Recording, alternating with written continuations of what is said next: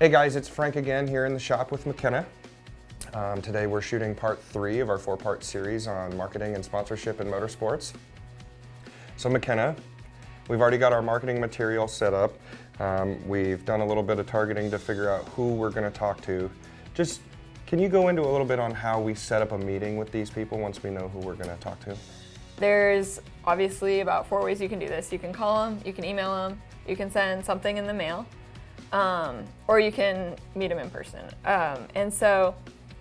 I've had success using pretty much every form, but I feel like there are some that tend to prevail as more successful. And so I think the networking events themselves, when you're meeting somebody in person, are probably the best way, just because they're typically going to give you a business card, so make sure you have yours to give to them, and then have a quick follow-up. So if you meet somebody at an event, get their business card, go home and shoot them an email and say, hey, thanks so much for taking the time to talk, and it was great to meet you.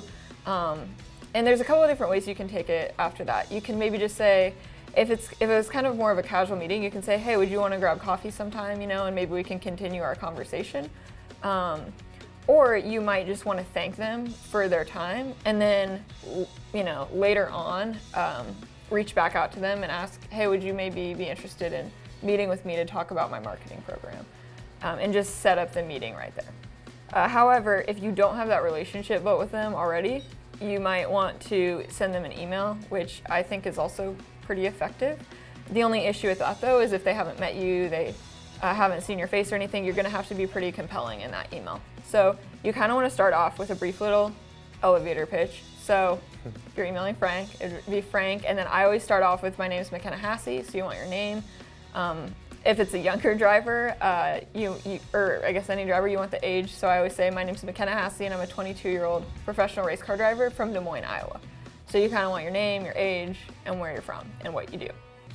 And you can, you can put even your type of racing in there too, if you race go-karts or whatever. And then from there, you kind of want to throw in maybe like one really compelling fact about you. So maybe like your greatest racing accomplishment, like I was a champion of wherever in 2018. Now, with that being said, you don't want to, it's one sentence. You want to state your most compelling fact. You don't want to go on and on about everything that you've accomplished. One of the important things you can do is state why you reached out to them. So, for example, one time I was watching Shark Tank, and there was a company on Shark Tank called Ruffle Butts, and it's a kids' clothing company. And I got on their website, and the owner is a female business owner, and I was reading through her bio, and some of her experiences in business were relatable to some of what I've experienced. And so I sent her an email, started it off like I just mentioned, and then I put in there, I saw you on Shark Tank, I read through your bio, I felt like I could really relate to you, and I really admire, your passion for what you do.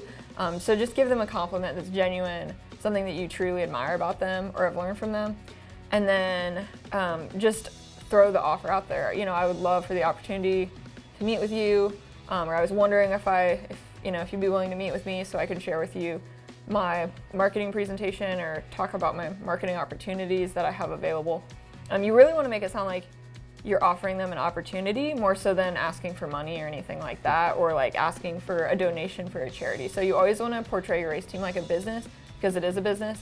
And then from there, you just want to thank them for their time and say that you look forward to hearing from them, and then have professional closure with all your contact info so that they know how to get a hold of you. Cold calling or even just walking into the business, it's kind of the best way to either be a hero or a zero. And so I've had a lot of doors slammed in my face doing that, and taken some pretty harsh no's just from showing up. But I've also gotten sponsors out of it because people like the passion and they like the boldness. And so I would say that is more of like a last resort. So let's say I've done a really good job. I've got my meeting set up. I gotta know, is there a special way I need to dress for this meeting? I mean, how should I show up for this? Absolutely. So when you show up to a meeting, you obviously want to look professional, or as professional as possible. And so that typically means either business casual or business professional. And so business casual doesn't necessarily mean jeans. It means you can wear like khakis, business pants, and like a nice shirt, so like a button down or like a blouse for like a female, and like business shoes of some kind, or even like nice tennis shoes will pass. If it's for like a male or a female, like you want to just look clean cut, like so, have your hair trimmed, like not, you know what I mean? Not like you just crawled out of bed or anything like that. And if it's like a super professional meeting, like a big corporate company, you're going to want to be in a business suit for sure. So now I'm looking really nice. I've showed up to this meeting.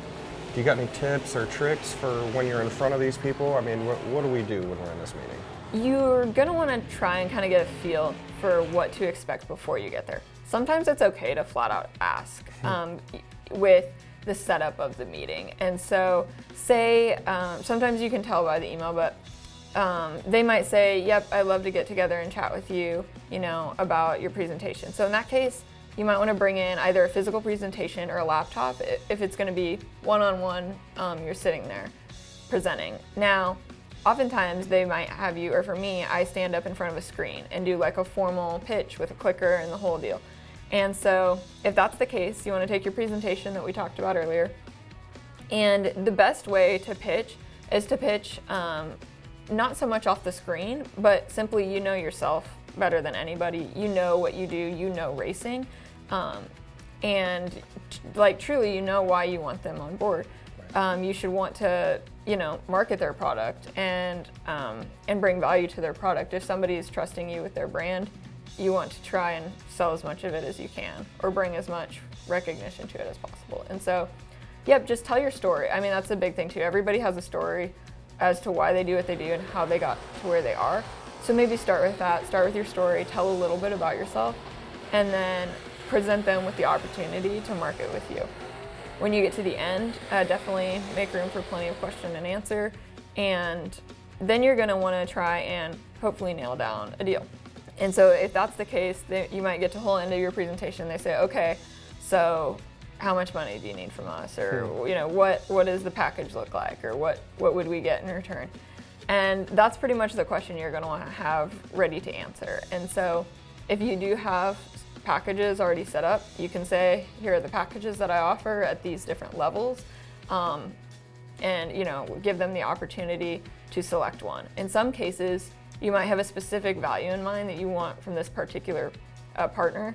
And so you might say, today I'm here pitching, my bronze package for $1,000. And that's kind of the value that you're offering to them. And so that's another way that you can do that. And from there, kind of let them do the talking. That's another big thing, is to ask them questions. What are their marketing needs? What are they looking to get out of a partnership? Rather than you talking the whole time, try to spend a decent part of the meeting asking them questions too, so you can get a good idea of what they're looking for as well, so that you can tailor your response to their needs. So I'm in this meeting, we're looking professional. I've got all these great tips on how to conduct myself. Do you have any other further advice? When you show up, you want to make sure that you have a nice strong handshake and shake everybody's hand in the meeting. And when you shake their hand, make sure that you tell them your full name, so that for people like me who have hard names to pronounce, they know how to pronounce it and who you are and everything. And also make sure you have good eye contact, and then throughout the meeting, same thing. And so when you're speaking, make sure that you're confident, you speak with clarity, and that you maintain good eye contact with them throughout the meeting. And then at the end, same thing, shake their hands on the way out, make sure that you give them your business card, and ask for one of theirs as well if you don't already have it. And then also bring some of your examples for marketing materials. So bring some of your autograph cards and show them where their logos are gonna go. Bring them maybe some of your merchandise items that might have their logos on it. So you might, like I've brought t-shirts, koozies, air fresheners, stuff like that. And so, but also just a quick tip there, you also wanna be conscious about the marketing materials that you're bringing. And so, for example, if it's a company that likes to hand out a lot of brochures, you might want to bring examples of brochures that you've passed out. On the flip side though, what not to do is you might not want to bring like a beer can koozie to a car dealership, because drinking and driving, or some sort of conflict of interest there.